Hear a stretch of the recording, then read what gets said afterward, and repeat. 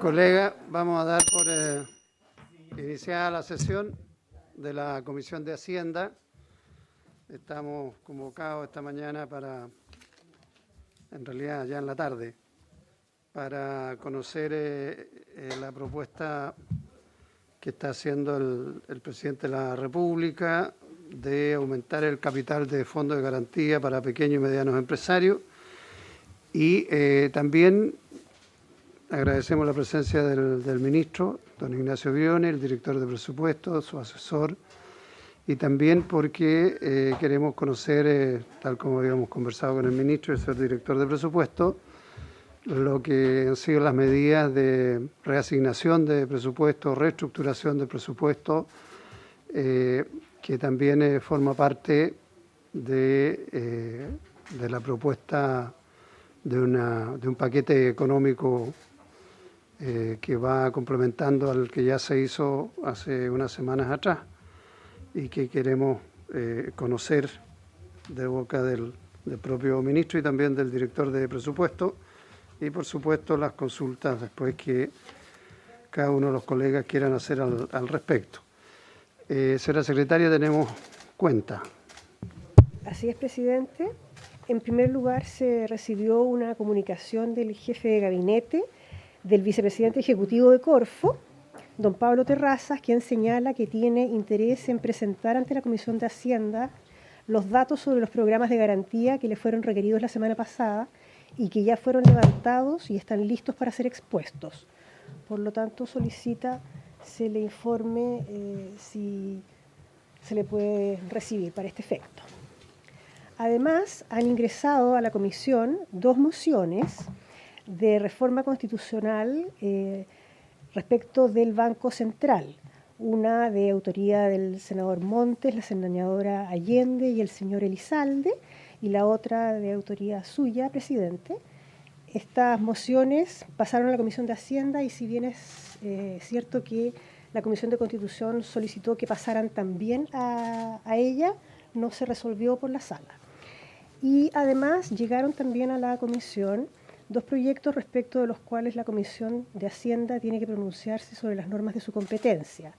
Uno, el proyecto de ley que regula las aplicaciones de transporte remunerado de pasajeros y los servicios que a través de ellas se presten, y el proyecto de ley que crea el Servicio Nacional de Protección Especializada a la Niñez y la Adolescencia y modifica normas legales que indica.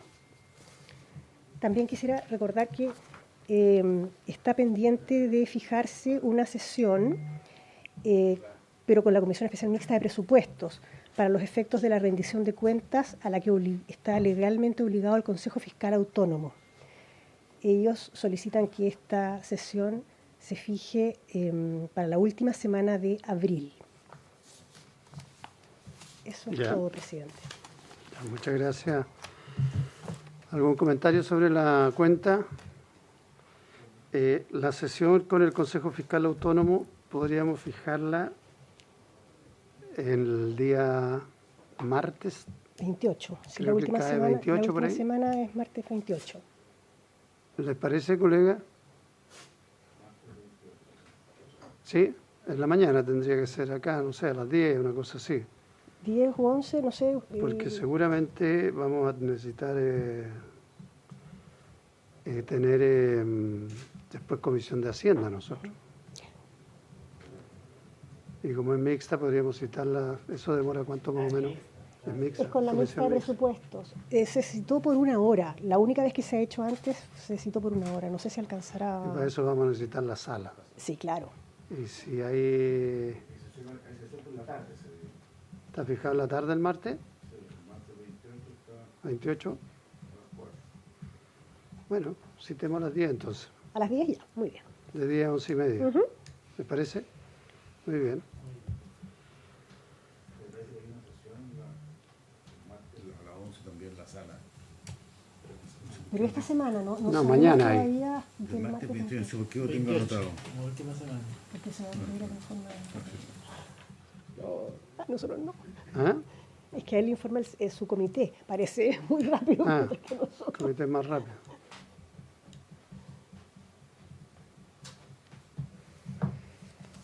Ya. Lo dejamos el 28. Si hay algún problema, chequemos mañana. Lo otro sería anticiparlo para el lunes 27. Lo otro sería hacerlo el lunes 27. Pero veamos si puede ser el martes, hacemos todo de una vez. Si no, lo dejamos para el lunes. Sí. Puede ser que los diputados tengan sesión también el martes en la mañana. Bueno, hay que ver. Confirmamos mañana. Muy bien. Entonces, voy a ver, sin grabar.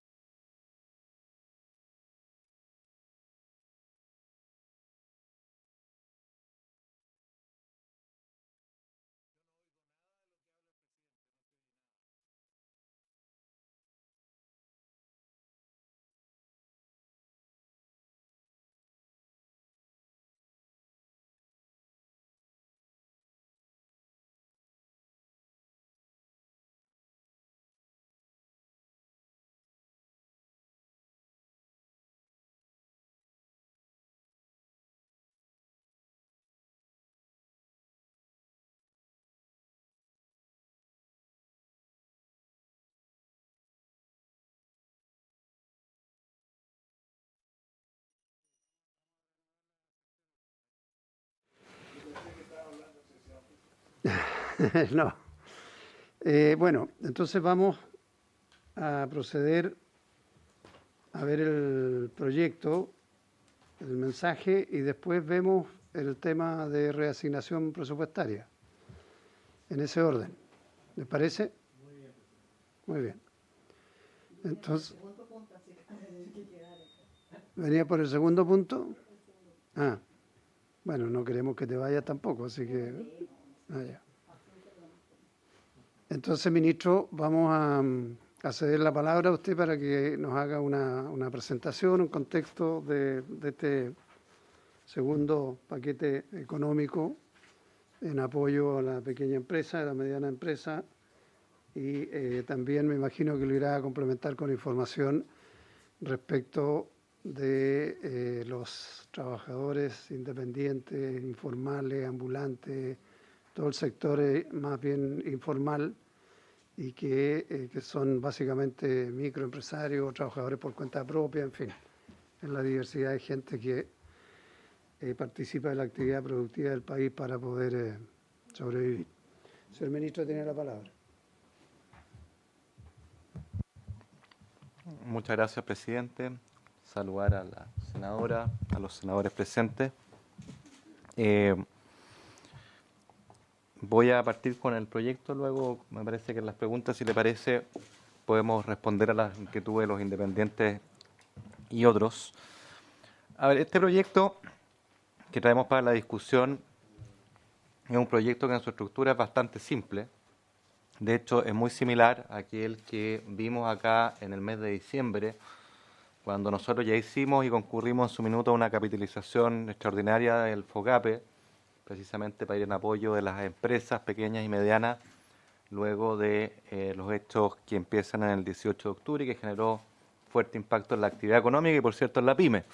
Por lo tanto, los elementos estructurales de lo que traemos en este proyecto es fundamentalmente lo que ustedes aprobaron y conocieron, modificando varios guarismos que son los que vamos a revisar. Esto se enmarca, permítame un segundo para ponerlo en el contexto, porque el tiempo pasa más rápido de lo que uno cree con esta pandemia. Esto se enmarca en el plan general anunciado el 19 de marzo, que buscaba, por un lado, asegurar la salud pública con todos los recursos que fuesen necesarios, apoyar los ingresos familiares y la protección del empleo, inyectar liquidez a la economía. En ese minuto ustedes recordarán que buena parte de las inyecciones de liquidez se hicieron a través de la caja del fisco, difiriendo el pago de impuestos, adelantando otras devoluciones, etcétera. Y luego, el 8 de abril, nosotros anunciamos medidas adicionales que dicen relación con establecer garantías estatales extraordinarias para la situación extraordinaria que vive el país por hasta 3.000 millones de dólares, de forma tal de apalancar los recursos de crédito asociados a esta garantía. Ese es un eje. Y el segundo tema que anunciamos es la creación de un fondo de 2.000 millones de dólares que vaya en apoyo a los ingresos de los más vulnerables de nuestro país.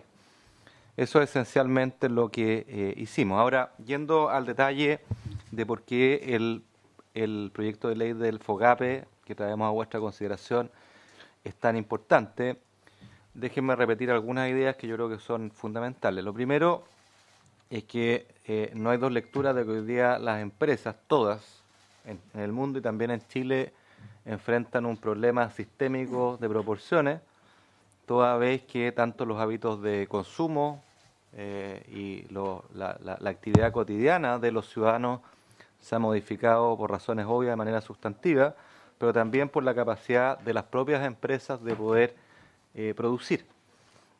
Y la verdad es que toda la preocupación de todas las autoridades económicas, y nos incluimos naturalmente en esta preocupación, es evitar que este shock transitorio se transforme en un shock permanente con consecuencias sociales, económicas, de destrucción de empleo y de destrucción de empresas que, valga la redundancia, vayan a ser permanentes y que queremos a toda costa evitar. Esto, insisto, se inscribe en la idea matriz de proteger el ingreso de las familias chilenas, de proteger su empleo, porque la verdad es que la protección de los empleos y de los ingresos de las familias hace necesario también que podamos proteger a nuestras empresas, que son una palanca fundamental de aquello. ¿Cuál es el problema fundamental que enfrentan las empresas hoy día en el mundo y en Chile? Es que no están teniendo ingresos, ¿no? Sabemos que esta falta de ingresos es transitoria, podemos discutir cuánto dura esta transitoriedad, pero es transitoria y está siendo muy, muy intensa. Y en consecuencia arriesga que empresas que eran viables, que les iba bien antes de esta pandemia, tengan que desaparecer con la consiguiente destrucción de empleo y costos sociales que eso supone. Y la verdad es que la única manera de lograr que estas empresas que eran viables puedan mantenerse respirando, por lo tanto vivas, y poder retomar con fuerza una vez que lo peor de la crisis sanitaria haya terminado, es que tengan liquidez. La liquidez que no tienen porque no están vendiendo, que la puedan obtener de otro lado, y aquí el crédito juega un rol fundamental. Ahora, ¿cuál es la falla de mercado que existe en el mundo y en Chile? La falla de mercado es que los bancos centrales han inyectado mucha liquidez a las economías, incluyendo nuestro propio Banco Central, que ha actuado con prontitud, ¿no es cierto?, y con mucha decisión en esta materia. Pues la verdad es que la liquidez es condición necesaria, pero no suficiente para que esa liquidez llegue a las empresas. Eso supone que la palanca de crédito se active. Y lo que ocurre en el mundo y también en Chile es que enfrentamos, todos los intermediarios de crédito enfrentan una incertidumbre, un riesgo sistémico que no conocíamos hace décadas, probablemente en el último siglo. Y eso hace que la palanca de crédito en todos los lugares del mundo se tranque, y es por eso que en varios de los países del mundo que más admiramos, el Estado ha asumido un rol fundamental en esta materia, en corregir esta falla de mercado por la vía de otorgar garantías. Es lo que nosotros también estamos haciendo, es otorgar garantías estatales para anular, aniquilar esta falla de mercado y que el crédito que las empresas tanto necesitan pueda fluir. Y eso es lo que justifica, en esencia, esta capitalización de hasta 3.000 millones de dólares del FOGAPE, de forma tal de que el Estado asuma parte del riesgo que los intermediarios financieros, todos, banca, pero también cooperativa, en Chile y en el mundo, no son capaces de internalizar y por lo tanto el crédito pueda fluir nuevamente. Esa es la idea fundamental.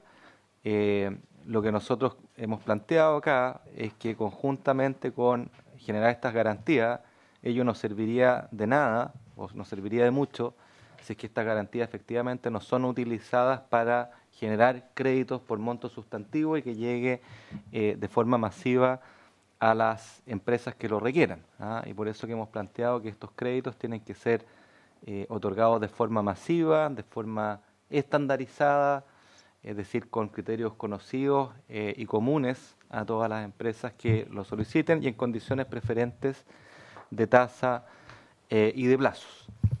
Y nosotros, como ustedes saben, ayer hicimos un anuncio relativo a estas condiciones, que es el marco y las condiciones específicas que el gobierno ha definido para estos créditos, que le hemos informado a la banca y que ayer teníamos la adhesión a estas características que nosotros hemos definido, a este rayado cancha que nosotros hemos establecido de los principales bancos de la plaza y que en lo sucesivo se han ido sumando al resto de los bancos.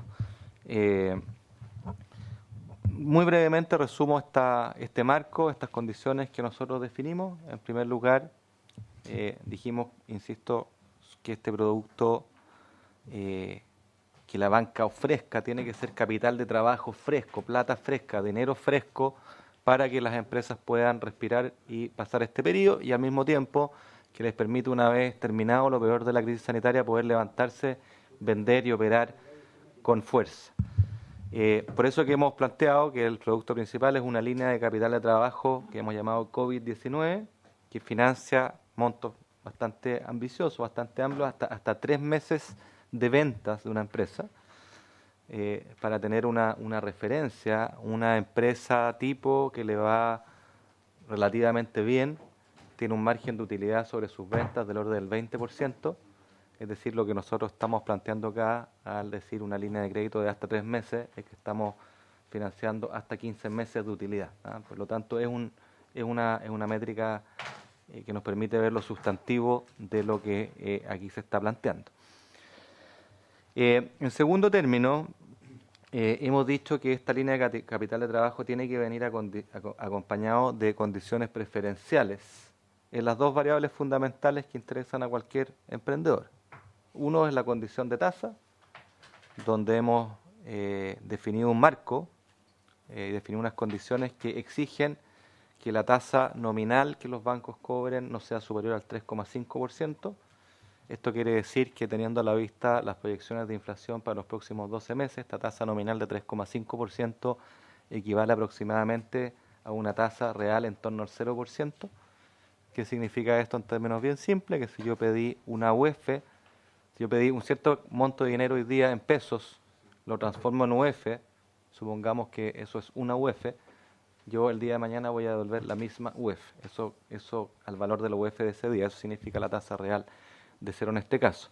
Para poner en perspectiva esta tasa, si uno se remonta 6, 12 meses atrás y se preguntaba cuál era la tasa de financiamiento a la que accedía una pyme, cualquiera, estamos hablando de tasas entre 3, 4 e incluso más veces que la que se está planteando hoy día.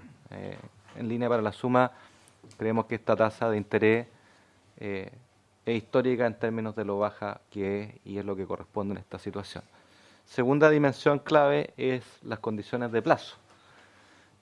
Nosotros estamos planteando y hemos definido acá que estos créditos tienen que tener primero un periodo de gracia, es decir, un periodo de no pago por el dinero recibido de 6 meses, y a partir de ahí que sea pagadero en cuotas de largo plazo entre 24 y 48 meses, ¿ya?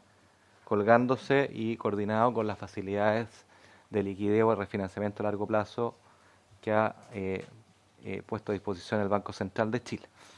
¿Ya? Entonces tenemos tasas reales cercanas a cero, en torno a cero, y tenemos plazos muy preferentes que significan un alivio fundamental para la carga financiera de estas empresas que van a acceder a la línea de capital de trabajo por hasta 3 meses de venta.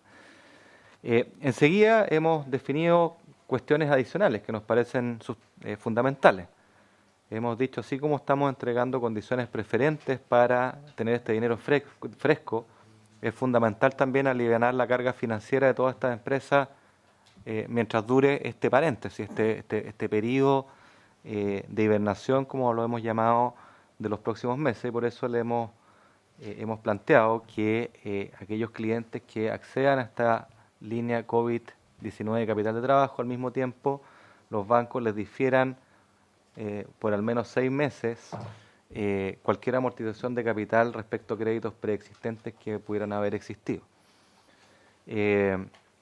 Entonces, esas son las condiciones, presidente, fundamentales de la línea de capital de trabajo, que se acompaña con este postergamiento de amortizaciones de capital por créditos preexistentes. Y me detengo un segundo en algo que ya mencioné, que es las características de estandarización y masividad de este producto.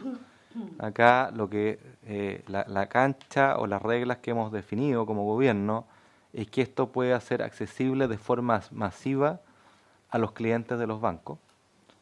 Cuando hablamos de masivo, no estoy diciendo solo mayoritario, sino que masivo es masivo.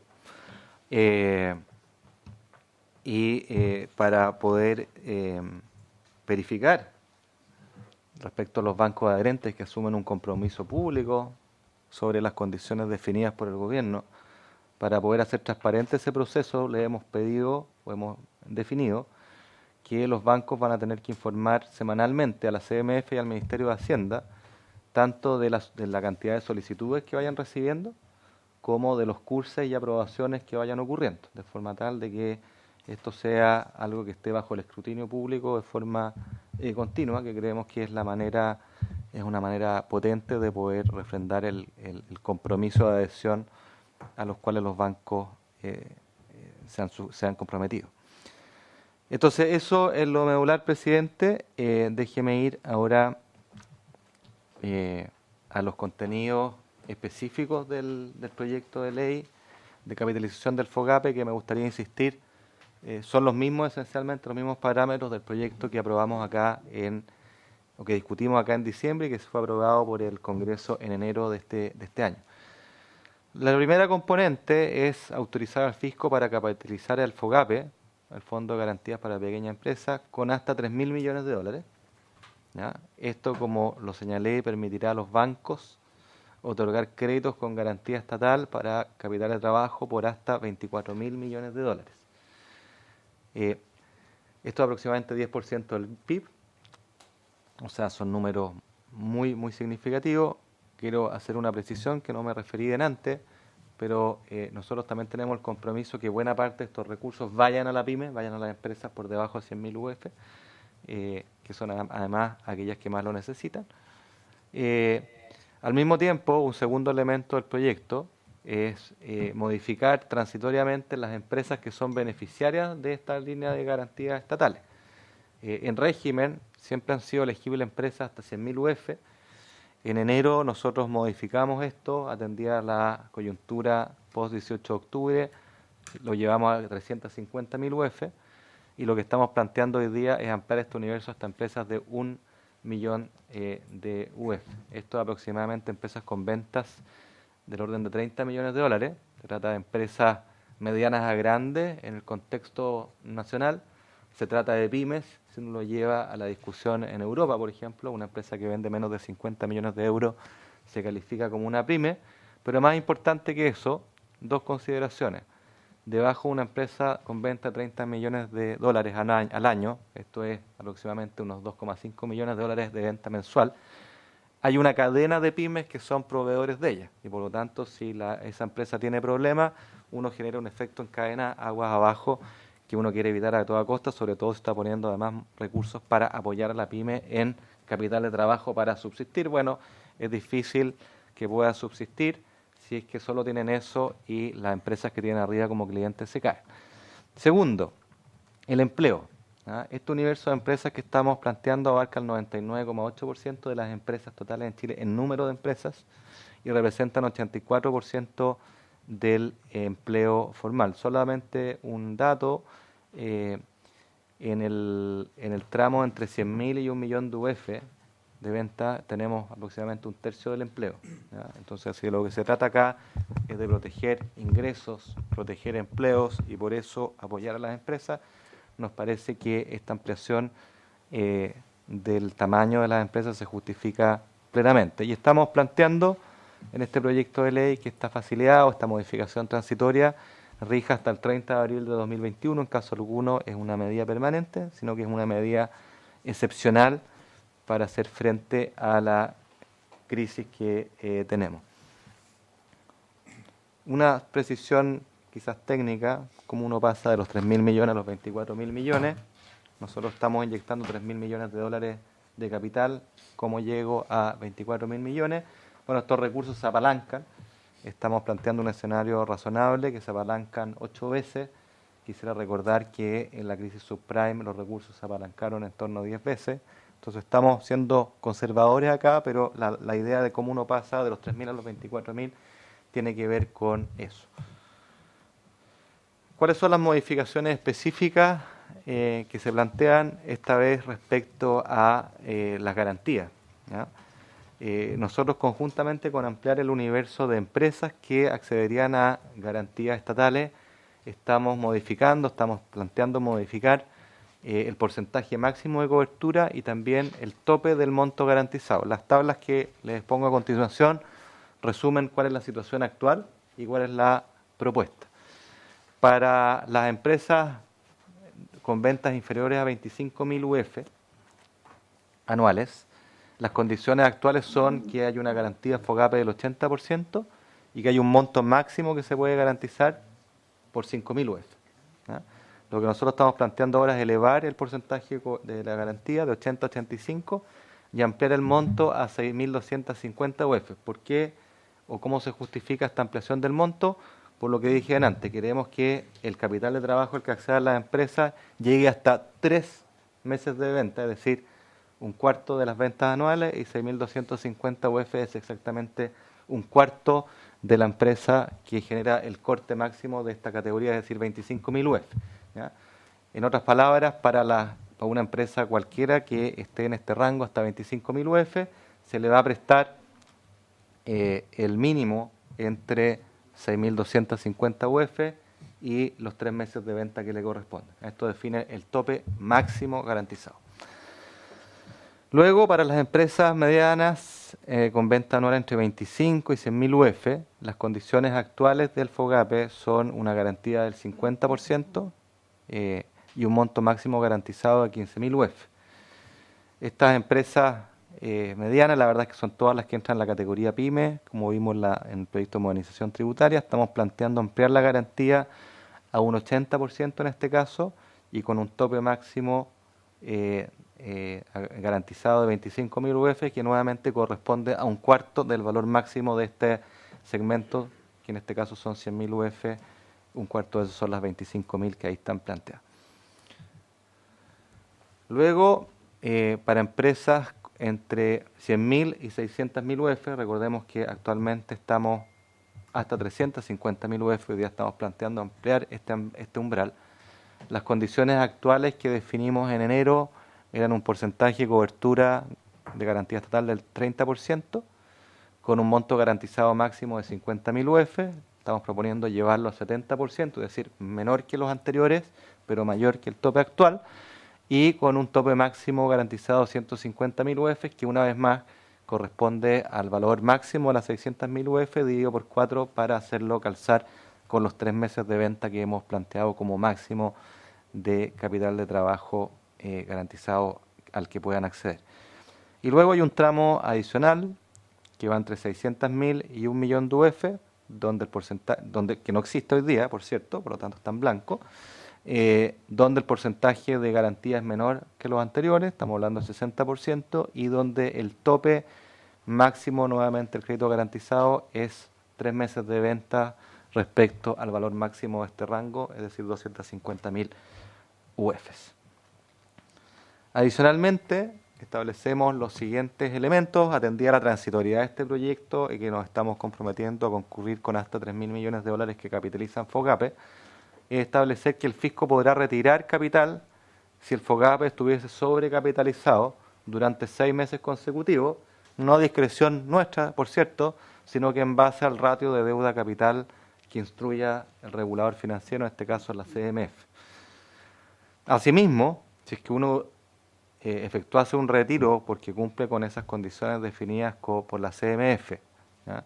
Pero a posteriori el FOGAPE supere el propio límite establecido por la CMF, el fisco va a restituir los fondos que sean necesarios para cumplir con ese tope.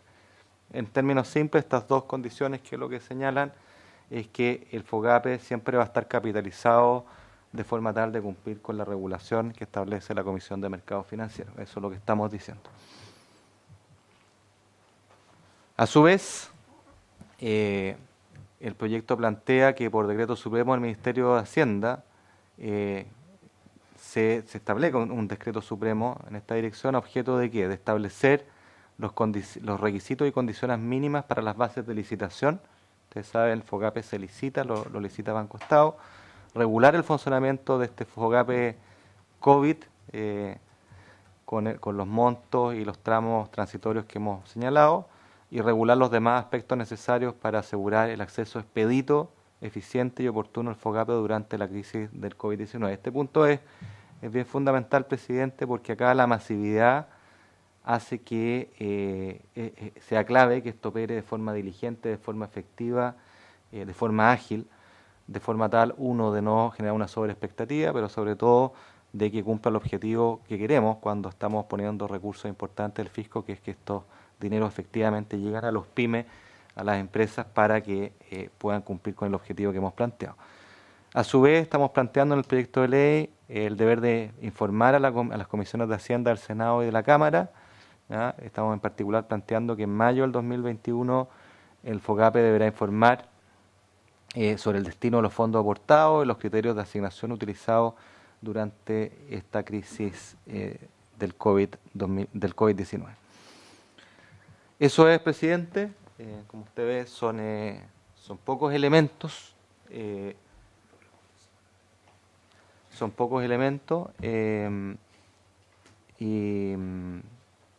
Y bueno, creo que eso es lo medular. Bien, muchas gracias, ministro, por la introducción al proyecto. Voy a ir ofreciendo la palabra para hacer algunos comentarios o consultas. Así que, por favor, se van anotando. Senador Coloma. Gracias, presidente. Quiero agradecerle al ministro, al director de presupuesto por esta información. Yo creo que tiene objetivamente al país muy concentrado. Yo creo que es de las veces que más expectativas puede haber respecto de la calidad y de la velocidad con que salga un proyecto de esta naturaleza. No voy a hacerme cargo yo de la necesidad que tiene, que eso yo creo que está demasiado subyacente. Quiero hacer 3 preguntas específicas respecto de este proyecto en cuestión, digamos. Primero, el ministro hizo mucho esfuerzo en que esto iba a ser capital, esto está destinado al capital de trabajo fresco, creo que esa fue la expresión exacta que se utilizó. Yo no veo bien cómo se logra eso, más que no sea aplicando la reglamentación alguna norma de esa naturaleza, porque el FOGAPE tiene por escrito garantizar créditos, operaciones de leasing y otros mecanismos de financiamiento autorizados por el mercado de valores, la CMF, pero que es más amplio. O sea, hoy día, si uno mira el FOGAPE, obviamente tiene que ver con crédito, pero los créditos pueden tener distintos objetivos, no necesariamente capital fresco. Y también me gustaría ver cómo se define capital fresco. Esto es para pagar, por ejemplo, para pagar trabajadores que se pueden haber ido atrasando, o comprar maquinaria que obvio, o insumos que parecen más razonables, o sea, más conforme a la definición de capital fresco. Pero me gustaría que pudiéramos precisar más cómo se logra ese objetivo. A mí no me queda claro cuando uno ve la definición de para qué está el FOGAPE y cuando uno ve porque uno puede reglamentar, pero puede reglamentar en base a lo que dice el articulado, no puede reglamentar generando una restricción a ese mismo articulado. Entonces, eso yo creo que es bien relevante. Yo pensé que en el artículo transitorio podía establecerse alguna norma especial respecto de cómo se pueden entender esos créditos, porque si no, tal como se ve ahora, y no digo que esté mal o bien, sino que no necesariamente es crédito de capital fresco como se define, tal como aparece hoy día en el proyecto mismo. Lo segundo, tampoco me queda, yo no sé si lo tiene para otro tema o no, ver cómo se garantizan las tasas de interés respecto de esto, que ese es un tema muy, muy relevante, porque parte del anuncio presidencial y también del ministro fue que esto finalmente se transformaba en una tasa real cero, digamos, y esto yo entiendo, porque tiene que ver con la diferencia entre los netos pero ¿cómo no puede tener garantía de que, porque eso pasó a ser parte de casi matriz del proyecto? Yo diría que este proyecto tiene si uno tiene que definirlo, es insertar liquidez en el mercado, particularmente un tipo de empresa que se define, y la otra que está muy asociado es generar una tasa de interés que resulte total neto, cero. Y eso no veo bien cómo, o si uno puede avanzar más en la ley, puede que sea complejo desde un punto de vista legal, pero no sé si va acompañado de un protocolo, no sé si va acompañado de una acción que la haga exigible, porque yo creo que aquí lo importante es que sea exigible, y la ley, uno lo que hace son mandatos, que mandan, prohíben o permiten. Entonces, yo creo que tiene que quedar de alguna forma marcado en la ley o en algún elemento central esa condición de interés que va asociado se ha ido asociando ya como parte del proyecto, digamos, clave. Y por último, hay muchas consultas, pero sé que hay otros que quieren intervenir también respecto de este tema, de cómo creen ustedes que esto va, o sea, que el requerimiento de liquidez hoy día en ese mundo de empresas. Entiendo que las empresas grandes estamos en otra lógica, no está incorporado acá. Ustedes asumen que estos 24.000 millones de dólares, que yo entiendo el apalancamiento de los 3.000, es más o menos, estamos más o menos en línea con las necesidades que va a existir de capital de trabajo una vez que se defina lo fresco del capital de trabajo. Vamos a quedar, ustedes calculan qué es lo que es adecuado, hay un estudio respecto a eso. Esas son las consultas que me interesa particularmente el tema de tasa de interés, porque creo que eso es demasiado relevante en un proyecto de esta naturaleza y tal como se ha anunciado públicamente. Gracias, presidente. Muchas gracias, senador Coloma. Tiene la palabra el senador Lagos. Muchas gracias, presidente. Gracias, ministro, por la información. Aquí estamos como con un poquito contrarreloj, pero igual hay que tratar de hacer las cosas lo mejor posible, aunque sea contrarreloj. Solamente para darle ánimo a usted, decirle que estamos sesionando hoy día. Mañana el Senado funciona a plenitud, tanto físicamente o telemáticamente, con lo cual hay posibilidades de reunir a la Comisión de Hacienda. Y el miércoles también estamos citados, o sea, tenemos, yo diría, un plazo razonable para tratar de hacer esto lo mejor posible. Entendiendo que yo también lo quiero probar rápido, pero que hay temas que quedan en el aire a partir de los anuncios que hicieron la semana pasada, las rectificaciones que se hicieron o las aclaraciones que se hicieron posteriormente, tanto por escrito y hoy día declaraciones suyas también en esta materia. Uno, me sumo al tema de la tasa de interés. ¿Cómo va a ser lo de la tasa de interés? Entendíamos que se habló inicialmente de una tasa preferencial, punto. Discusión, ¿qué es lo que era preferencial? Se trataba de acotar esto. Se dice que ahora va a ser una tasa de 3,5% nominal. ¿Ya? Tercero, a ese 3,5% nominal se le agrega el concepto ahora que va a ser cero en términos reales, porque se prevé cuál va a ser la tasa de inflación. Pero aquí recuerdo que van a haber shock de oferta que tenemos y shock de demanda y no sabemos cuál va a ser la tasa de inflación. Entonces lo que yo haría, para estos efectos, para no enredarnos, es tratar de no insistir en esta última parte porque no sabemos qué va a ocurrir con la tasa de interés. Con el nivel de inflación. En consecuencia, no estamos claros si va a ser una tasa real o no, de cero. Eso es el único punto que quiero hacer. ¿Ya? Vuelvo al tema de ¿y dónde queda esto legalmente? O tal vez no va a quedar legalmente, va a quedar un reglamento o va a quedar una conversación con los bancos. Eso quiero que se aclare. Todavía no parto criticando ni uno de los escenarios. Tengo mi opinión, pero quiero que me aclaren primero para no estar criticando lo que no va a ocurrir. Quiero saber primero cómo se va a materializar esto. Segundo, se ha dicho que estas condiciones son generales. La pregunta es si va a haber algún tipo de diferenciación por el tamaño de las empresas. No solamente desde el punto de vista de los montos que se pueden garantizar y de los montos que se pueden y del porcentaje que se va a garantizar y respecto a los créditos, sino que la información que van a proveer, y este es el punto que me interesa, usted señala que se va a proveer información semanalmente sobre el número de solicitudes y además de qué ocurrió con el curso de esas solicitudes. ¿Se aprobaron o se rechazaron? ¿Y en qué condiciones? Como hablamos de 24.000 millones máximo, como en el escenario óptimo, la pregunta es, ¿vamos a tener la información o va a haber un esfuerzo o no tiene nada que ver la pregunta que voy a hacer respecto a cómo se va a distribuir al interior del tamaño por empresa? Porque es distinto que yo diga voy a poner 3.000 millones de dólares para un fondo de garantía que me garantiza alrededor de 24.000 millones y que el 90% de esas garantías se las lleven empresas de determinado tamaño. No estoy prejuzgando la pregunta todavía, ¿ya? Pero tengo claro cuál es mi preocupación, que se la lleven empresas de mayor tamaño, pero para no ser la pregunta odiosa, por lo menos que quede el papel, ¿cómo creen ustedes que se va a regular eso o no se va a regular? Y vamos a ir viendo cómo ocurre. Total, como vamos a tener información semanalmente, tal vez vamos a tener idea de cómo se está distribuyendo ¿ya? Ese esfuerzo de garantía estatal al interior del rubro de tamaño de las empresas. ¿Ya? Después, en alguna parte leí, y lo busqué y lo encontré acá, en la declaración del presidente y también en la aclaración que hicieron ustedes, o el complemento, no aclaración, el complemento de los anuncios, se señalaba en alguna parte, que no encuentro en este minuto, sí.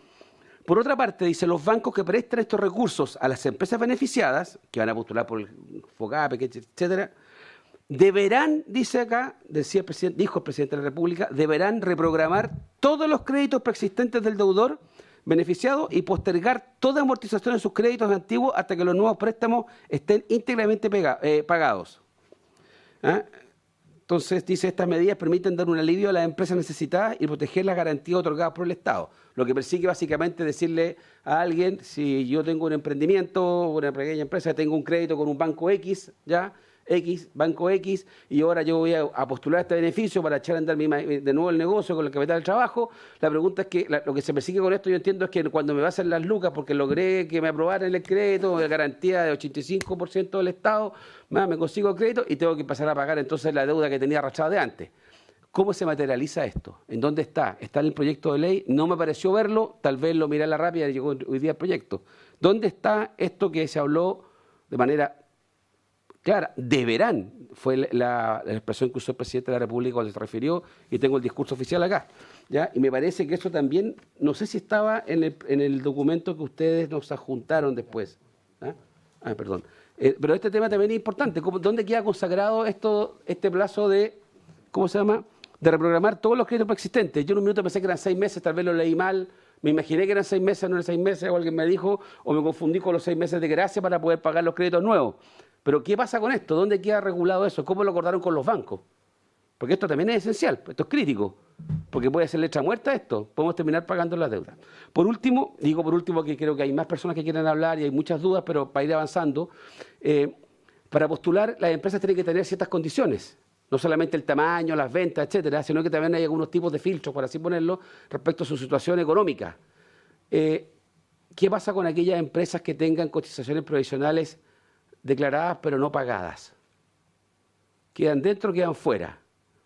Nuevamente, como han ido tantas conversaciones sobre esto, uno tiende a confundirse. Me pareció escuchar, de repente estoy completamente equivocado, y bueno, vamos a ver si lo corregimos, de que iba a haber posibilidad de que aquellas empresas que estuvieran atrasadas en el pago real de las cotizaciones, las han declarado pero no las pagaron, de que no quedaran al margen de la capacidad de postular beneficio, entiendo yo que renegociando algo o pagando las cotizaciones. No recuerdo, ministro, pero creo que esto es importante porque puede haber un número, no digo gigantesco, pero no menor de empresas que tal vez no van a poder beneficiarse de esta política, ni ella ni sus trabajadores, ni ella ni sus trabajadores ni la actividad económica, ni ella ni sus trabajadores, la actividad económica y Chile en general. Porque si van a quedar fuera de este beneficio, no van a tener capital de trabajo, en consecuencia nada de esto va a servir. Yo no estoy diciendo que demos borrón y cuenta nueva con las cotizaciones no pagadas, pero bueno, pero veamos primero cuál es el criterio que van a utilizar para ver qué política usamos para tratar de complementar o arreglar. Ya tendría más cosas, presidente, pero la verdad que como empezar el pimponeo. Gracias, senador Lago. Le voy a dar la palabra al senador Montes, que lo había solicitado. Sí.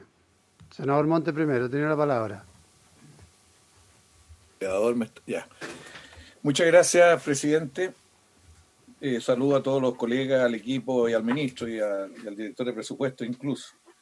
Bueno, yo voy a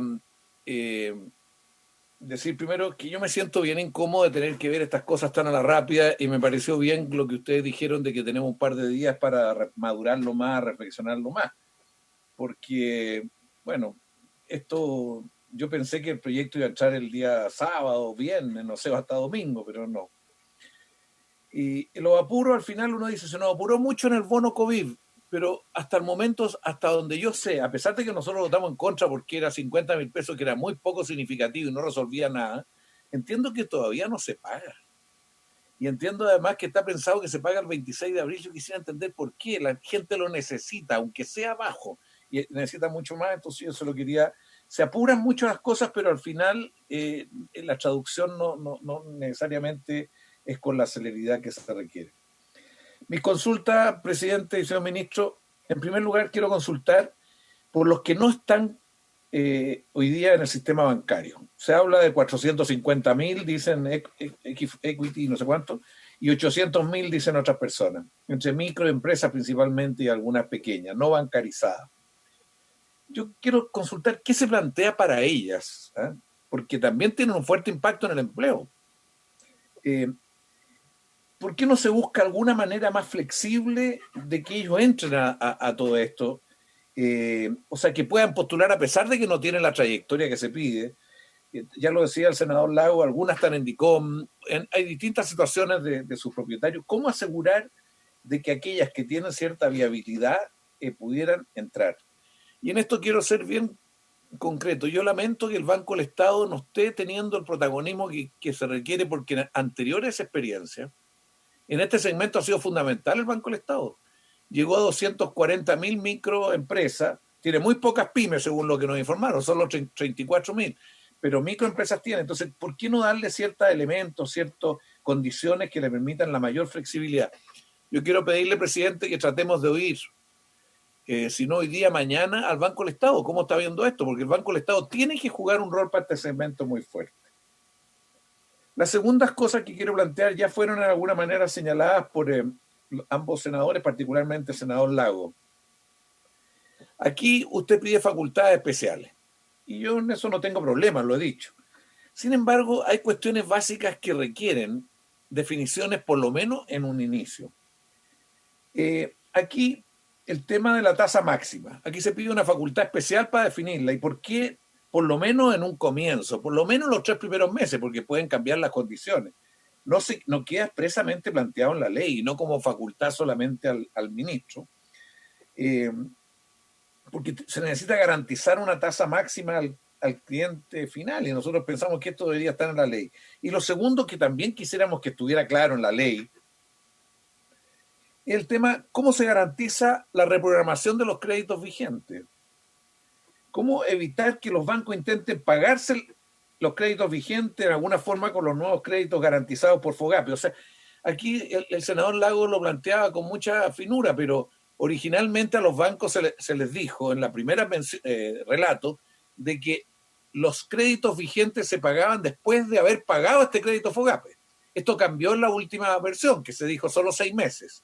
Y por lo menos a mí me llegó la versión de que esto había sido parte de la negociación que les permitió a ustedes ponerle un cierto límite a la tasa de interés. Bueno, pero yo quisiera saber, ¿por qué esto no queda en la ley? ¿Ah? ¿Por qué queda sujeto a la facultad ministerial con el riesgo, por lo menos en el inicio, en el momento peor de la crisis? Quiero también consultar si no hay problema reglamentario para los que tienen hoy FOGAPE o FOGAIN para acceder a otro FOGAPE. A mí me dicen que hay restricciones para eso.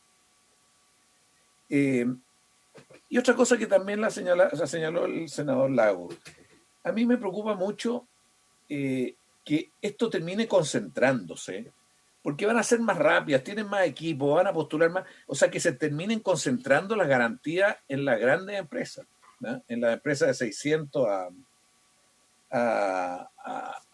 1 millón de UF de venta, porque ahí esas son grandes empresas, muchas de ellas. No estoy hablando de 100 a 600, que también muchas de ellas son medianas, pero de 600 a 1 millón de UF, ahí estamos hablando de grandes empresas. Y yo creo que es muy importante que estas empresas grandes tengan algunas restricciones, no sé cómo lo ha pensado el ministro, pero ellos no pueden ponerse a despedir así después de recibir estos créditos.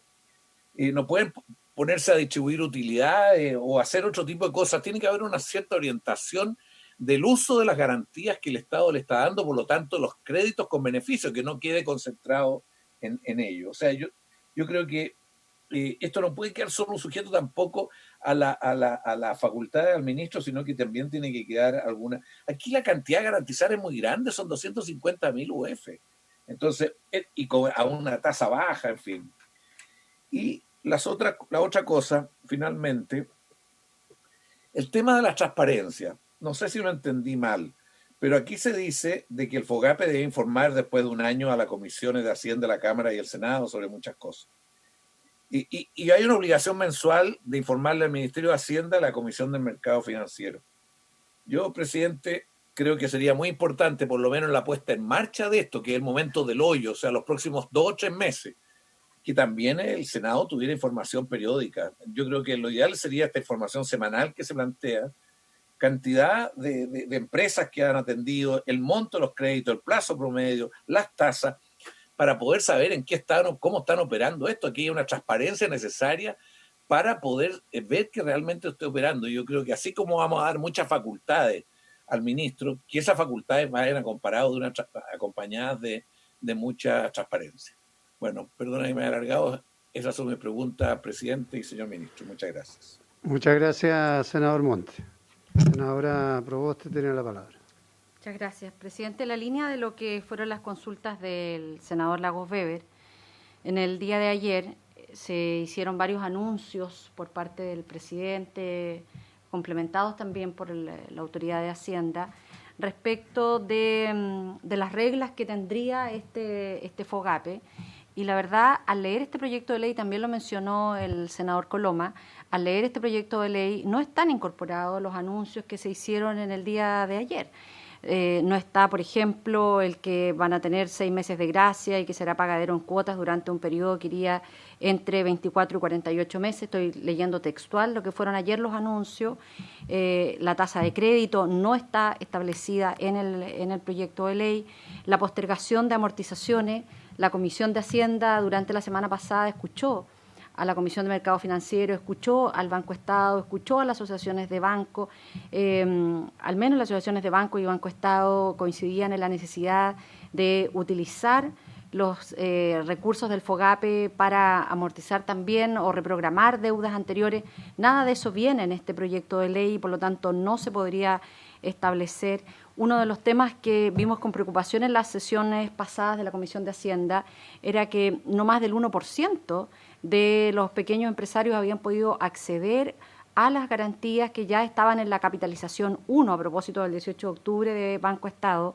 Y en este proyecto de ley vemos que se mantienen las mismas barreras de entrada para los pequeños y microempresarios. Quiero compartir la preocupación en que hoy día se aumenten la posibilidad de empresas que pueden acceder al FOGAPE. Me parece que está bien, no quiero en esto decir que exista restricción para ello, pero claramente la asimetría que existe entre las microempresas y las grandes empresas son enormes y por lo tanto el riesgo en que las grandes empresas se lleven la mayor cantidad del capital de garantía es también una preocupación que quiero plantear. Quiero además señalar y preguntarle por su intermedio, presidente, al ministro, por qué en el artículo 2 transitorio de este proyecto de ley se establece en que se van a poder enterar estos recursos, estos aportes fiscales de los 3.000 millones de pesos en un plazo de 36 meses, es decir, no va a haber gasto efectivo durante el año 2020 y se está postergando este gasto. También, como se ha señalado por parte del senador Montes recientemente, el artículo 3 transitorio de este proyecto de ley establece que el Congreso va a conocer esta información de cómo se utilizaron los recursos del Fondo de Garantía para Pequeñas y Medianas Empresas en mayo del año 2021, es decir, cuando esta crisis esperamos haya pasado. Nos parece que esto no se condice con un buen espíritu y trabajo mancomunado entre el Ejecutivo y el Parlamento y que se debiera tener una retroalimentación y un informe de cómo se están utilizando estos recursos del Fondo de Garantía, porque, insisto, aquí la letra de este proyecto de ley establece que este Parlamento va a conocer los resultados de este Fondo de Garantía para Pequeñas y Medianas Empresas en mayo del año 2021 y, por lo tanto, todas aquellas preocupaciones que hoy día podamos expresar respecto de cómo va a tensionar el Fondo de Garantía de la pequeña empresa al incorporar una población que antes estaba excluida o con porcentajes muy distintos,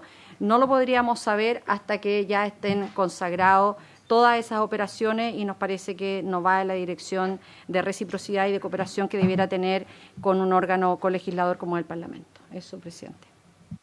Gracias, senadora Proboste. Senador García, ¿usted va a hacer uso de la palabra? Sí, muchas gracias, Senador presidente. García.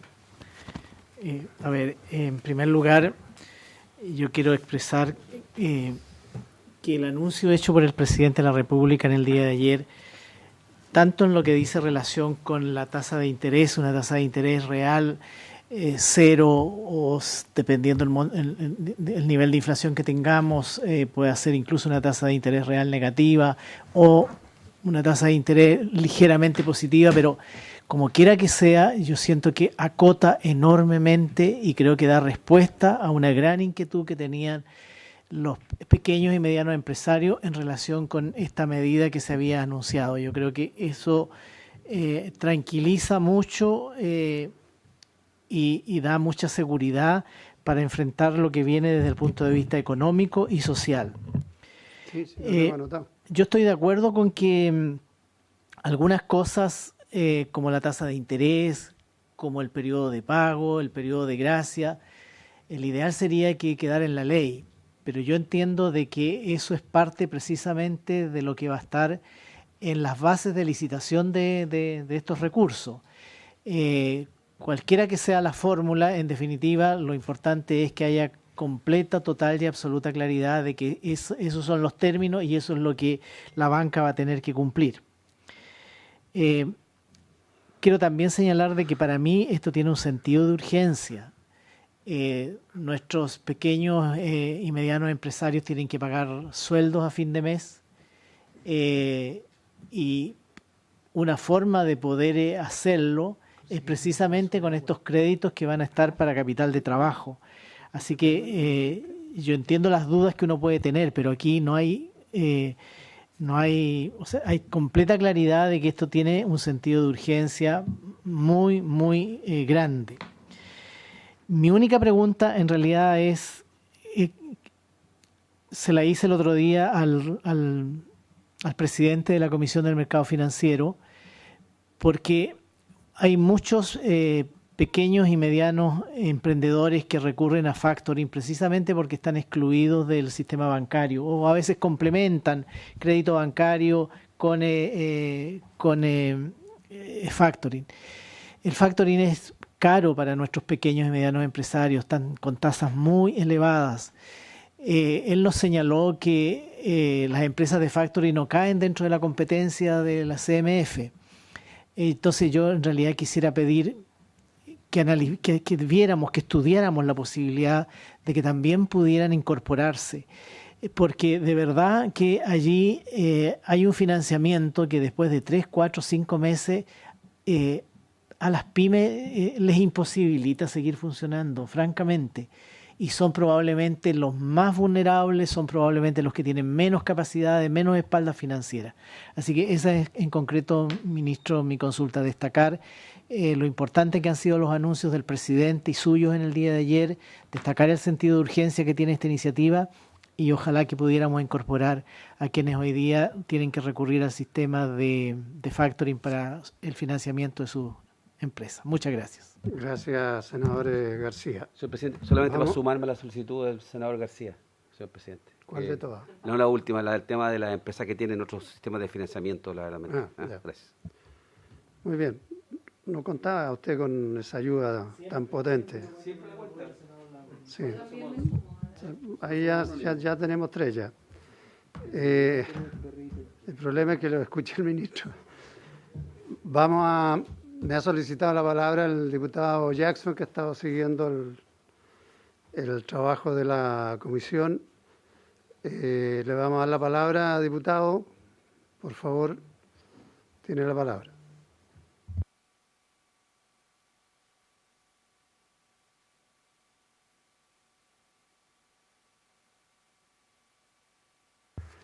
No lo escuchamos, diputado.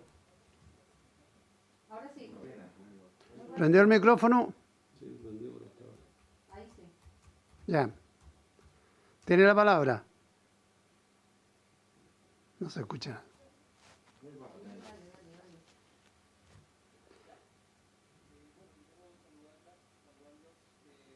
La primera consulta que tengo respecto al proyecto de ley y en general a la regulación que se pretende hacer con estas garantías de crédito tiene que ver con las microempresas. Ya se ha comentado que muchas de las empresas, como no están bancarizadas, puede ser difícil el trámite burocrático. Tuvimos una reunión, de hecho, varios parlamentarios y parlamentarias con la ASECH el día jueves pasado, y muchos de ellos manifestaban la preocupación de si la banca en general, en términos burocráticos, va a ser capaz de asimilar esta cantidad de nuevos créditos con todo lo que significa. Entonces es una pregunta en términos más procedimentales con el Ejecutivo, si cuánto es la meta que ellos tienen de cantidad de pymes que puedan llegar a conseguir este crédito a bajas tasas. Y lo segundo, si es que con las microempresas, al menos los 3 primeros tramos, será correcto este mecanismo o más bien un subsidio, porque me temo que ya cubierta la parte del subsidio de desempleo, las microempresas, muchas de ellas no sostienen necesariamente grandes cargas, necesariamente de gastos fijos, algunas sí, con algún arriendo u otra cosa, pero muchas de ellas lo que tienen es generalmente que sostenerse a sí mismos. Entonces, esto de que pidan un crédito para sostener sus sueldos de ahora, los sueldos que se hacían por el día a día, puede no necesariamente ser el mejor instrumento porque al final se van a estar endeudándose. Es como tomar un crédito básicamente para parar la olla en la casa. Entonces, no sé si es que se tiene pensado un mecanismo distinto de subsidio a quienes sostienen las microempresas. Yo diría que sobre todo los 2 primeros tramos, pero no sé si es que del Ejecutivo, en el ejemplo concreto, estoy pensando en alguien que tiene una microempresa, si es que el llamado es a que para financiar lo que eran sus ingresos mensuales tengan que pedir este crédito o no. Quiero que se nos clarifique el caso de uso, si es que ese es un caso de uso posible o no. Porque por otro lado tampoco queremos, como decía el senador Montes, que estos créditos se den en las grandes empresas para dar dividendos. Pero obviamente entendemos que dar, entre comillas, un dividendo a un microempresario que quiere llegar a fin de mes no es lo mismo que quienes de más altos ingresos quieren sacar un dividendo con estos recursos. Entonces creo que el mismo instrumento puede no ser necesariamente, como se dice en inglés, fit for all, como que le quepa a todos el mismo instrumento, y quería ver si es que desde el Ejecutivo estaban planteando otra herramienta. Lo otro es que en el proyecto de ley no se ve, o al menos en la primera revisión que hicimos, no se ve nada respecto al ámbito de empresas relacionadas. Entonces quería saber cómo cae esta idea de la posibilidad de dividirse en empresas, el multiroot, en el fondo empresas que pueden ser más grandes que la filial más grande de 1 millón de UF, cómo lo hace con las pequeñas, se hace la suma de las agregadas. Quisiera que el gobierno nos pueda comentar un poco sobre eso. Y nada más que reiterar también la pregunta respecto a las condiciones del crédito, por qué no están en el proyecto de ley, por qué no se hace explícito, y qué pasa con el resto de los bancos. ¿El resto de los bancos puede acceder o no a estas garantías? Porque ayer se decían que un conjunto de bancos voluntariamente estaría aceptando algunas condiciones que no van a quedar en la ley, pero ¿qué pasa con el resto? ¿Y qué rol cumple el Banco del Estado en esta posible expansión de crédito? Porque de lo contrario, los otros bancos no podrían acceder en ningún tipo de condiciones a este financiamiento. Básicamente eso. Y lo último, con respecto a los seguros. Generalmente en los bancos, así como antes con las canelas en el ámbito de la farmacia, a los ejecutivos de los bancos les pagan por meter seguros, y meter seguros no necesariamente bien informados, ni tampoco que se sepan bien cuáles son las condiciones. Entonces quería saber si es que nos puede adelantar alguna información que se haya tenido respecto a las conversaciones con los bancos, insisto, porque dado que no está en el proyecto de ley esas condiciones, sino son de una conversación privada que ha tenido el Ejecutivo con algunos de los bancos, si es que está incorporada la variable seguros para que no sea otra fuente de espacio a que se vayan los recursos escasos que tienen hoy día las pymes. Gracias, presidente. Gracias, diputado. Bien, ministro, antes de dar la palabra, si me permite, yo quiero partir un poco más atrás. La primera pregunta mía es ¿por qué 3 meses y no 4 para los efectos de establecer este paquete de medidas? Lo planteo porque desde que partió esta pandemia, siempre estuvimos viendo o pensando que esto tiene un tiempo de duración y que se puede superar, y en un principio se pensó que iba a ser corto, después se habló mucho de los 3 meses, estoy hablando desde febrero a nivel mundial, marzo con más fuerza acá en Chile, pero en la práctica ya todos estamos hablando, y los organismos internacionales y todos hablan, de que una cosa es la emergencia, y una vez que pase la emergencia, entre comillas, tenemos un periodo bastante más largo que la propia emergencia para retomar una cierta normalidad. Entonces, los 3 meses van a quedar cortos, sin ninguna duda. Los 3 meses como horizonte de apoyo al sector productivo y a la actividad económica, independiente del tamaño que se tenga.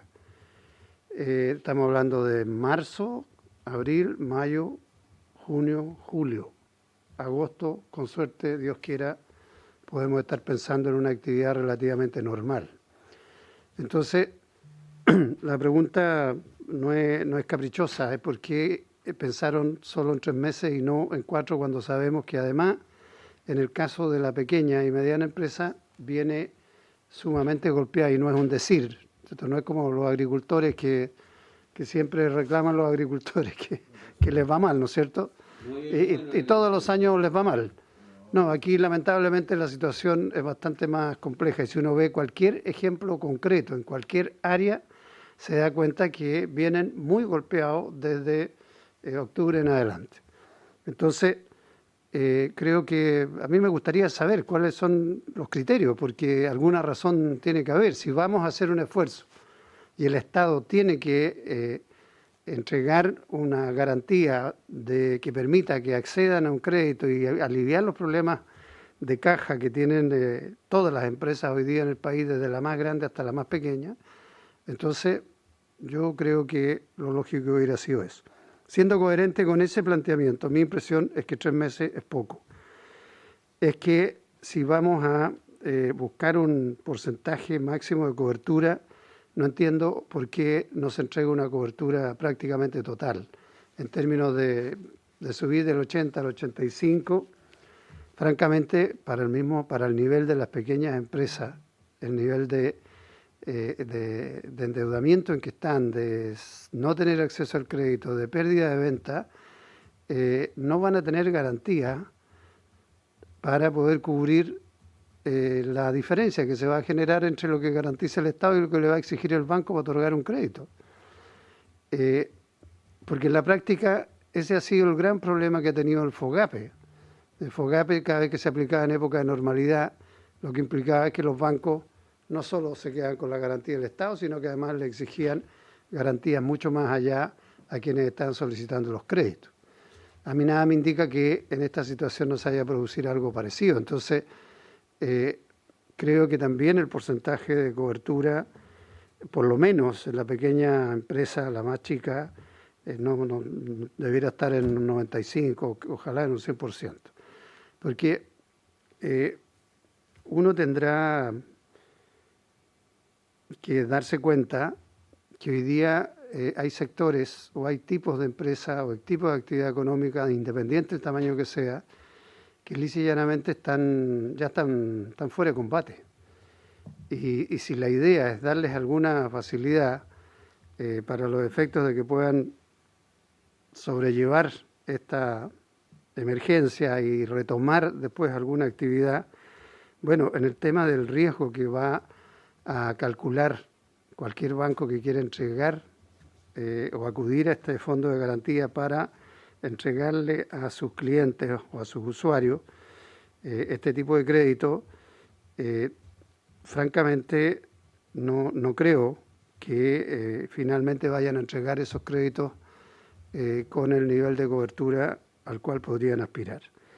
La otra consulta que tengo directamente es qué pasa, bueno, se planteó el tema del factoring, pero ya lo vimos el otro día en la reunión con los bancos, qué pasa con el retail. El retail también es un sistema de financiamiento y la mayoría de los hogares chilenos están vinculados a las tarjetas del retail. Entiendo que muchas de ellas tienen un seguro, pero no va más allá de un tercio los que están cubiertos por un seguro y por lo tanto podrían dejar de pagar esas tarjetas. Sé que no es tema para el tema de las tarjetas del retail, los endeudamientos personales no es tema para este proyecto, pero sí está ligado a los otros paquetes de medidas económicas. La otra consulta es qué pasa con aquellos que no son usuarios de los bancos, no son clientes de los bancos. Hay mucha gente que no es cliente de un banco X.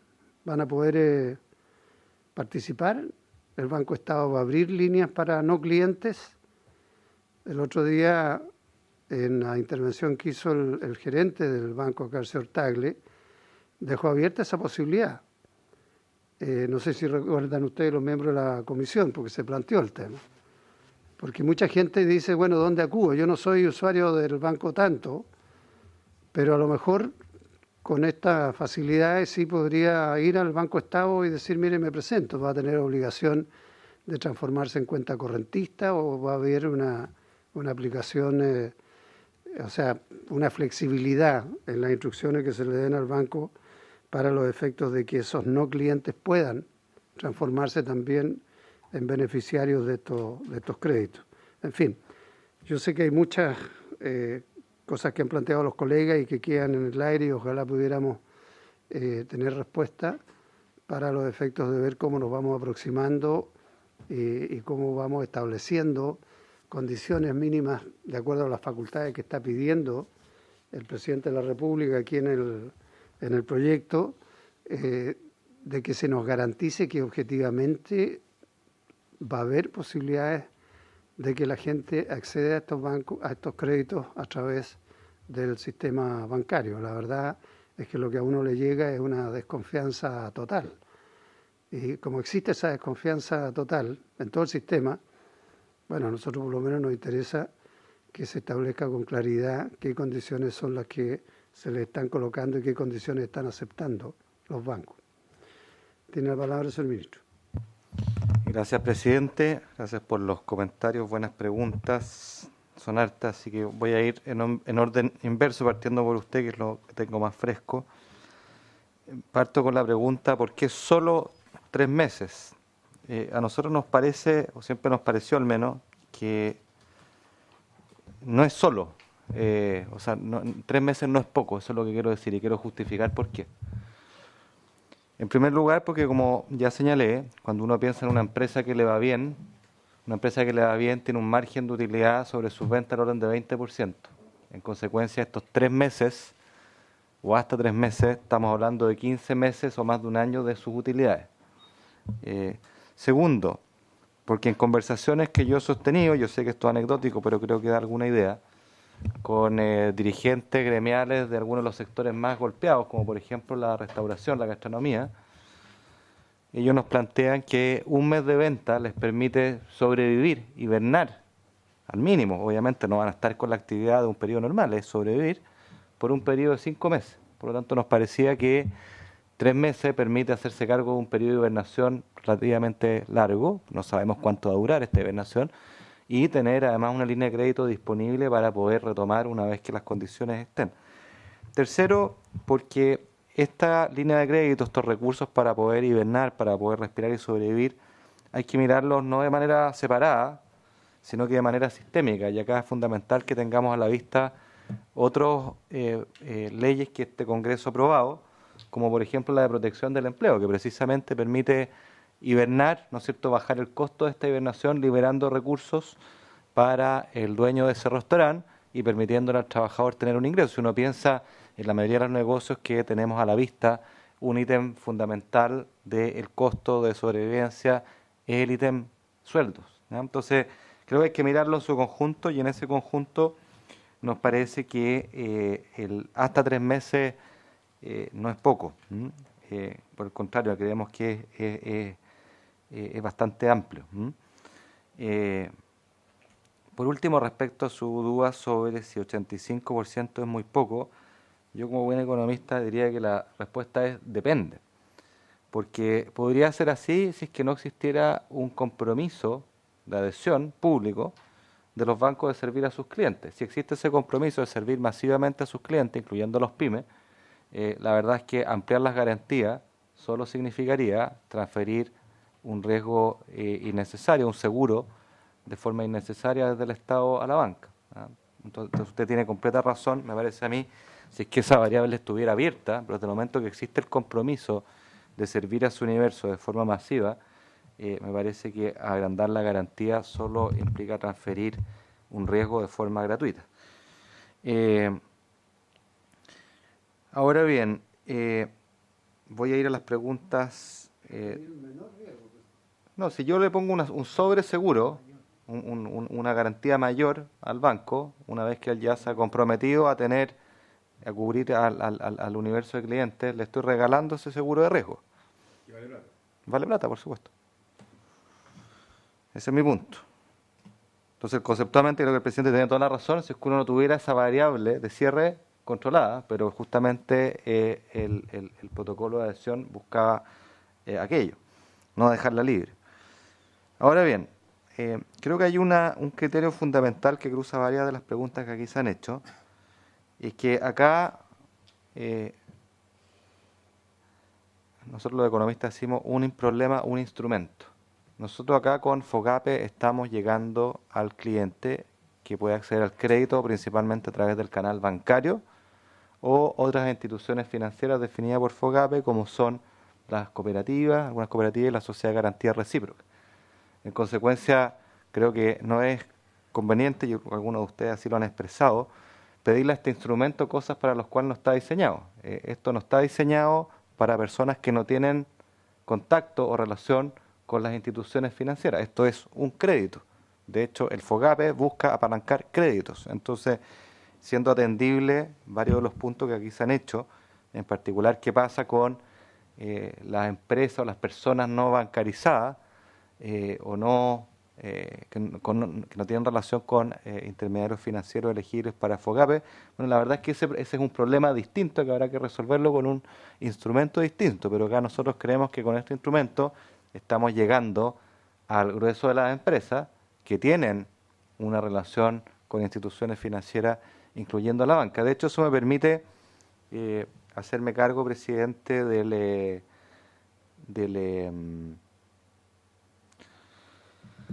punto que se ha levantado, la duda respecto a si esto va a dejar afuera a cientos de miles de emprendedores. Yo matizaría esa información. De hecho, los números que nosotros hemos levantado de impuestos internos, que son de público conocimiento, hay que decir lo siguiente. Me parece que el cálculo que se ha hecho de por qué quedarían 800.000 pymes fuera es más o menos el que sigue la siguiente lógica. Sabemos que hay 1 millón de pymes aproximadamente. Sabemos de los bancos que hay 200.000 pymes, personas jurídicas, que están en sus listas de clientes. Ergo, se concluye, habría 800.000 pymes que no tienen relación con bancos. Sin embargo, quiero llegar 2 piezas de evidencia para su tranquilidad. La primera es que la información bancaria muestra que conjuntamente con esas 200.000 personas jurídicas hay 1.100.000 personas naturales con giro comercial, que presumiblemente buena parte de ellas sí son empresas y por lo tanto elegibles de este programa, porque son elegibles para FOGAPE. Y la segunda pieza de evidencia es que cuando yo voy a los números de impuestos internos, y aquí los tengo, lo que sale de ahí es que del millón de pymes que todos nosotros manejamos y hablamos, efectivamente hay 650.000 pymes que son personas naturales, que son pymes que son unipersonales, y que para todos los efectos son empresas, pero son personas también. ¿Okay? Entonces, eso para poner en perspectiva esta duda, esta inquietud que ha surgido, porque nosotros creemos que esto sí permite llegar a un porcentaje muy significativo de la pyme. De hecho, si uno deja de lado la realmente la micro pyme, cuesta imaginar que una empresa que vende, no sé, 3.000, 4.000 UF, no tenga algún contacto alguno con una institución financiera o un banco. A mí por lo menos me cuesta. Yo lo entiendo, sí, para el comerciante ambulante y ese otro mundo. Y ese es un mundo que me lleva a Banco Estado, donde creo que efectivamente acá se ha planteado que venga Banco Estado a dar cuenta de qué es lo que están haciendo en esta materia. Entiendo que ustedes estuvieron con ellos ya. es una idea que puede responder a aquello, porque los datos que yo tengo de Banco Estado, para que usted tenga una idea, es que Banco Estado tiene 700.000 clientes cuyas ventas están por debajo de las 3.600 unidades de fomento al año. 700.000. Bajo 3.600 F. Y de esos 700, entonces son un mundo muy chiquitito, ¿ya? Eso es lo que quiero decir. Y de esos 700.000 clientes, tienen 250.000 clientes que tienen algún tipo de deuda con el banco, algún crédito, una línea de crédito, etcétera, y 450.000 que son clientes del banco, ya sea a través de una cuenta corriente o de una cuenta emprendedor u otras, ¿ya? Entonces, lo que estoy señalando con esto es que, uno, el Banco Estado sí sirve, y de hecho sirve muy marcadamente más que el resto de la banca al sector muy chiquitito, ¿ah? Que típicamente no estaría bancarizado en otro banco, incluyendo el otorgamiento de crédito y también de cuentas especiales como las cuentas emprendedoras, además de la cuenta RUT, y que son, en consecuencia, clientes que aplican para este programa potencialmente hablando, ¿ya? Pero quiero ser claro, o sea, acá no le podemos pedir un instrumento que se ancla en el sistema bancario y en las instituciones financieras que sirva, en términos generales, a problemas de personas naturales o jurídicas que no tienen relación con el sistema bancario o financiero, ¿ah? Y el Banco Estado tiene que cumplir un rol fundamental ahí y lo cumple, pero ese es el concepto general, presidente. Ahora bien, ministro, perdone que en un momento hizo mención usted a la Sociedad de Garantía Recíproca. Sí. Ellas, entonces, por lo que entendí, sí pueden hacer uso de los instrumentos FOGAPE. Ellos hoy día, como está la ley, pueden hacer uso de FOGAPE. Ahora la pregunta es si lo van a hacer en los términos y condiciones que nosotros hemos fijado, porque para nosotros eso es clave. No, pero ellos pueden, porque escuché en alguna parte, alguien hizo el comentario que las sociedades de garantía recíproca no estaban incluidas como un instrumento a través del cual se podía también aprovechar este... Eso es lo que está hoy día en FOGAPE, presidente. Nosotros acá hemos planteado que el grueso de la carretera a la cual uno sirve son los bancos por razones obvias, no es porque uno tenga una preferencia particular, sino que porque es, ¿no? O sea, los bancos son los principales intermediadores de fondo. El senador García en esa línea planteaba cómo incorporamos a los factoring. Bueno, no es acá, no es este el instrumento nuevamente, pero sí Corfo, a través de FOGAIN o otros instrumentos, entiendo que está trabajando en esa dimensión. Y algo que nosotros, terminado esto, porque esto es, uno termina algo y salta a la otra, nos vamos a meter con fuerza también. La senadora Proboste se preguntaba respecto al proyecto de ley por qué planteamos un aporte hasta 36 meses de este gasto, nos decía. A ver, lo primero, quizás clarificar un concepto. Este aporte es un aporte capital y por lo tanto jamás va a ser un gasto desde el punto de vista presupuestario. Es un aporte de capital y de hecho es un compromiso, ¿ah? Uno en la suscripción del capital, ¿ah? Que es lo que manda para efectos de la garantía, y otra es la transferencia cash de los recursos. Por eso nosotros acá nos hemos dado un horizonte de tiempo para mantener la flexibilidad del aporte cash, porque no tendría ningún sentido, por ejemplo, que yo aportara 3.000 millones cash que quedaran en este fondo, con el costo financiero que eso supone, con el mayor endeudamiento o el servicio de la deuda que eso supone, si es que esa plata no está siendo utilizada en la plenitud que requiere. Entonces acá el compromiso es hacer el aporte y ir poniendo hasta 3.000 millones a medida que esta garantía o estos créditos se vayan generando. Eso, senadora. El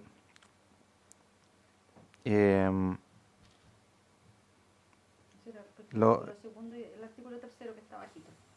Sí, el artículo tercero, ¿cuál es lo que...? La fecha del mes de mayo del 2021 que iba a informar a Hacienda. Bueno, la verdad es que estamos súper abiertos, senadora, y agradezco el punto, perdón que se me ha olvidado, estamos súper abiertos a informar todas las veces que ustedes lo estimen. Yo creo que acá no hay dos lecturas, de que acá hay un compromiso de transparencia, de ir dándole un monitoreo continuo de cómo esto avanza. Sí, yo quiero insistir, o sea, acá todos estamos preocupados de la efectividad práctica del programa y no de sacarnos una foto sencillamente con la letra. Entonces, si es todos los meses, el ritmo que se decía, yo más que disponible, el gobierno disponible, porque creemos que esa es la forma que estemos todos encima y monitoreando cómo esto se va traspasando. No tengo ninguna objeción conceptual respecto a agregarle una mayor periodicidad de reporting a las comisiones de Hacienda del Senado y de la Cámara si así se solicita. El senador Montes planteaba varias preguntas. Creo que ya respondí la de qué pasa con los no bancarizados o no relacionados con instituciones financieras. Vuelvo a insistir, hay una parte que está cubierta por el Banco Estado, que es su rol distinto como banco estatal. Hay otra parte que sencillamente no entra acá y tiene que tener otros instrumentos para hacerse cargo de aquello. Planteaba también el senador la duda de si habría dificultad para gente o para empresas que ya habían recibido un FOGAPE previo de poder recibir un FOGAPE Plus en esta vuelta. No hay ninguna dificultad. Estos montos son suplementarios y no condicionados al hecho de haber recibido un FOGAPE en el pasado. ¿Cómo evitar que se concentre esto en grandes empresas? Lo planteó también el senador Lagos. Yo diría dos respuestas. Hay una que está en el texto, que tiene que ver con que la garantía es decreciente en el tamaño y por lo tanto hay más incentivos de los intermediarios de crédito a centrarse más en los que tienen más garantía y menos en los que tienen menos garantía. Diría que esa es una parte de la respuesta. La segunda, y está en nuestro diseño y en nuestra mente, y acá lo que se trata es de garantizar que las distintas empresas puedan acceder a una línea de crédito que garantice obtener recursos frescos por hasta 3 meses de venta. De hecho, cuando uno analiza las estadísticas, uno ve que las empresas hasta 100.000 UF de venta aproximadamente para el universo que hemos definido, estos 1 millón de UF, concentra poquito menos de la mitad de las ventas totales. Entonces, ese es el espíritu, si uno lo quiere traducir en palabras de cómo se fraseó la pregunta, uno diría que el 50% de las garantías de los créditos debiera ir a ese universo de menos de 100.000 UF. Ahora, el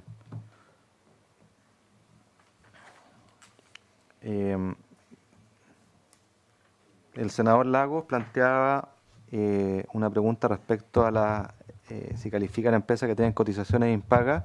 La verdad es que nosotros acá el requisito que hemos fijado en el marco y condiciones que hemos informado a los bancos impone sencillamente la obligación de no estar en mora respecto a algún crédito preexistente con los bancos, las instituciones financieras, mora de un máximo de 30 días, al 30 de marzo para la mayoría de las empresas y al 30 de octubre del 2019 para las empresas más chicas, de forma tal de poder filtrar y controlar por el golpe o los efectos que tuvieron post 18 de octubre.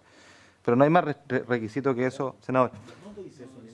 No, eso no lo dice en ninguna parte del proyecto de ley, está en el marco de adhesión que nosotros hemos planteado, y voy a volver sobre ese punto porque me parece importante. Respecto a la postergación, el principio, senador, sí, es postergarlo todo, 6 meses al menos. Hay algunos tipos de... Estamos hablando, perdón, está respondiendo la parte de qué hacemos con los créditos preexistentes. Sí, la idea es la postergación de todas las amortizaciones de capital. Hay algunas excepciones que tiene que pronunciarse o que estamos viendo con la CMF. Por ejemplo, hay créditos rotativos que tienen un tratamiento distinto, hay créditos exportadores que también, pero el concepto acá es, usted tenía un dividendo hipotecario, se mueve, tenía una deuda comercial con cuotas pactadas, se mueve todo lo que es amortización de capital. Ese es el principio. Evidentemente, como usted entenderá, ese tipo de detalles finos es precisamente lo que uno quisiera ir adecuando en el reglamento y no dejarlo en la ley, porque claro, el grueso de los instrumentos uno sabe, no sé, hipotecario, el crédito empresa que le dieron, pero después hay otros instrumentos súper específicos de cada industria que tienen sus complejidades, que tienen que ser analizadas por la CMF y que no estamos en condiciones de acá de poner a la ley. O sea, acá es importante que nos reservemos un grado de flexibilidad para que la autoridad competente pueda considerar los reglamentos y no que quede grabado en piedra en la ley. Ahora, ¿cómo garantizar que sea capital fresco? Planteaba el senador Coloma y también hubo una pregunta en esa dirección. Bueno, la verdad es que el FOGAPE en sus condiciones actuales de alguna manera aborda aquello, pero con una ventana un poquito más generosa, puesto que financia gastos operacionales, eso se llama capital de trabajo para nuestros efectos, pero también permite financiar ciertas inversiones. Nosotros acá lo que estamos planteando, y es lo que pretendemos poner en el decreto, es que precisamente esto sea para financiar lo que se entiende por operación de la empresa. Esto es sueldo, esto es arriendo, etcétera. No para financiar grandes proyectos de inversión. Y en caso de los usos, nosotros estamos limitando o queremos limitar expresamente, no tenemos otro instrumento mejor que una declaración jurada, para serles bien honestos, que esto se use para pagar dividendos, para retiro de utilidades u otras cosas. O sea, acá hay un escrutinio que es fundamental de que esta plata efectivamente sea para este capital de trabajo del periodo de hibernación, que es lo que a nosotros nos interesa, ¿no? Y respecto a la tasa, me atrevería a decir que pasa lo mismo con las condiciones de plazo. Claro, efectivamente siempre está el reflejo natural de definir todo esto en la ley, ¿ah? Pero creo que lo que nosotros tratamos de privilegiar acá es la celeridad y la flexibilidad. Nosotros todos esos elementos perfectamente, y de hecho estarán en el reglamento, que va a ser emitido por decreto supremo, que por supuesto no tenemos ninguna objeción en acordar esos términos, que son los mismos que hemos exigido y hemos planteado a la banca para adherir a esto. Pero creo que creemos que nos da un margen de flexibilidad mayor, ¿ah? Y que nos da un mecanismo de celeridad mayor. Ahora, dicho eso, creo que hay un segundo elemento importante a tener en cuenta para no siempre pretender que todo esto sea por ley.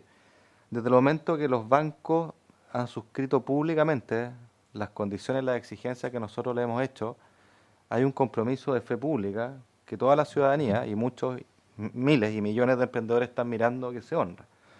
Y esa es la razón, además, por la que fuimos súper claros en decirle en estas condiciones, que ustedes son las que adhieren y son de público conocimiento hoy día, van a tener que los bancos reportar semanalmente, no mensualmente, semanalmente a la CMF y al Ministerio de Hacienda, es decir, va a ser información pública y escrutable por la ciudadanía y los emprendedores, las solicitudes de crédito, los cursos y las aprobaciones, además de las características, ¿no es cierto?, de montos y plazos que estén sujetos. Entonces, me parece a mí que el resultado que todos anhelamos, que es que estas condiciones que hemos anunciado ayer de verdad sean realidad y no meras palabras, se aseguran perfectamente bien, al menos eso es lo que yo pienso, con este compromiso público que la banca ha asumido.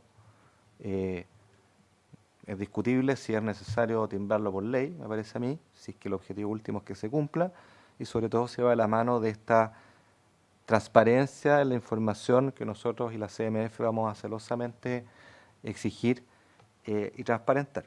No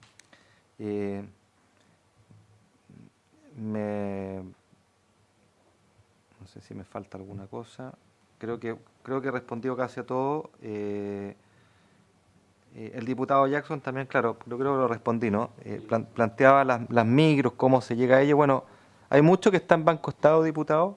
Efectivamente, Banco Estado en lo que es el mundo micro, hace muchísimo más, me atrevería a decir que casi todo, lo que el resto de la banca no hace. Entonces ese canal está, quiero insistir además que mucho de ese mundo micro incluso tiene relación formal con la banca, en este caso con Banco Estado, y son susceptibles de acceder a este mecanismo de garantía.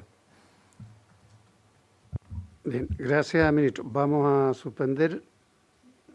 Sí, senadora Proboste. Presidente, un solo punto que, un poco insistiendo en lo que había planteado el diputado Jackson, de aquellos que no son sujetos de crédito a la banca, si es que va a haber algún apoyo especial, y lo hemos reiterado, y ahora que tengo la posibilidad de estar al lado del ministro, decírselo personalmente.